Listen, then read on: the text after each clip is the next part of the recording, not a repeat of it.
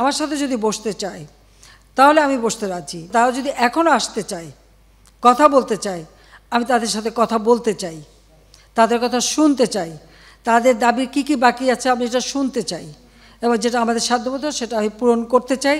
আমি এই সংঘাত চাই না। তারা যদি বসতে চায় আমার সঙ্গে, এই আন্দোলনকারীরা, কোটা আন্দোলনকারীরা, আমি তাদের সাথে বসবো, তাদের কথা শুনবো, তাদের দাবি এ পর্যন্ত যা মেনে নিয়েছে আরও কিছু আছে কি না সেটা হয়তো শুনতে হবে। এবং আপনাদের সামনে আমি বলতে চাচ্ছি যেটা দেশবাসীরও জানা উচিত যে আমি কখনোই আমার দরজা বন্ধ করিনি। গণভবনের দরজা খোলা। যখনই এই আন্দোলনকারীরা কথা বলতে চায়, আলোচনা করে সমাধান করতে চায়, আমি তাদের সাথে নিজেই বসতে রাজি। আমি আবারও বলছি যে আন্দোলনকারীরা যদি আলোচনা করতে চায়, আমি এখনও রাজি। যে কোনো সময় তারা আসতে পারে, আলোচনা করতে পারে, দরকার হলে তাদের গার্জিয়ানদের নিয়েও আসতে পারে। বিচার বিভাগে যে তদন্ত কমিটি করেছিলাম, আমি কিন্তু কারো দাবির অপেক্ষা রাখিনি।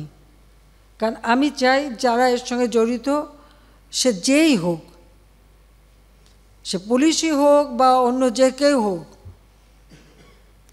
যারা অস্ত্রধারী, যারা এই ধরনের ঘটনা ঘটায়, তাদের সকলেরই তদন্ত হোক, বিচার হোক। এবং এই যে সমস্ত জ্বালাও পোড়াও সবগুলি, শুধু ঢাকা না, যে কয়টা জায়গায় এই ধরনের ধ্বংসাত্মক কার্যকলাপ হয়েছে সেগুলি যেন তদন্ত করে যথাযথ বিচার হবে।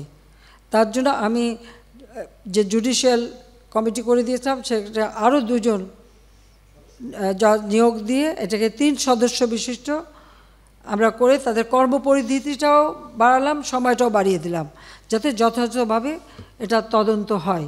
আমি চাই যে ধরনের অন্যায় বা হত্যাকাণ্ড যারাই ঘটাক, তারা তো আমার দেশের নাগরিক। সে পুলিশ হোক, একটা শিশু হোক, একটা মানুষ হোক, সে সন্ত্রাসী হোক, ডাকাত হোক বা ছাত্র হোক, যাই হোক, এ দেশের নাগরিক।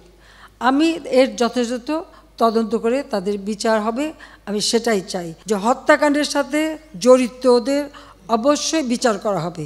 আমি এটা স্পষ্ট বলি, হত্যাকাণ্ডের সঙ্গে যারা জড়িত, সে যেই হোক, অবশ্যই তাদের বিচার করা হবে, এবং যারা জড়িত তদন্ত করেই তা বের করা হবে। যারা অস্ত্রধারী, যেমন রংপুরে একটা ঘটনা ঘটেছে, যে পুলিশ দায়ী, সেই পুলিশকে সাসপেন্ড করা হয়েছে এবং তার বিরুদ্ধে তদন্ত হচ্ছে এবং তার বিচার হবে। ইতিমধ্যে কিন্তু সেই পুলিশ, রংপুরের যে হত্যাকাণ্ডটা, তার কেস আমরা সাসপেন্ড করে দিয়েছি, তাকে কিন্তু সাসপেন্ড করা হয়েছে। অ্যারেস্ট যারা করা হয়েছে তাদের মধ্য থেকে যারা ছাত্র ছিল, পরীক্ষার্থী, তাদের সবাইকে কিন্তু জামিন দিয়ে ছেড়ে দেওয়া হয়েছে। আর সাথে সাথে আমি এটাও নির্দেশ দিয়েছি যে এর ভিতরে যারা নিরীহ আছে তাদের সবাইকে, এবং ছাত্র যারা একেবারে খুনের সাথে জড়িত না বা এই সমস্ত ধ্বংসাত্মক কাজের সাথে জড়িত না, তাদেরকে মুক্তি দেওয়া শুরু করবে, এবং সেটা শুরু হয়ে যাচ্ছে। যারা যারা দোষী ঠিক তাদেরকে চিহ্নিত করে তারা থাকবে, কিন্তু বাকিরা যাতে মুক্তি পায় সে ব্যবস্থাটা কিন্তু আমরা করে দিয়েছি।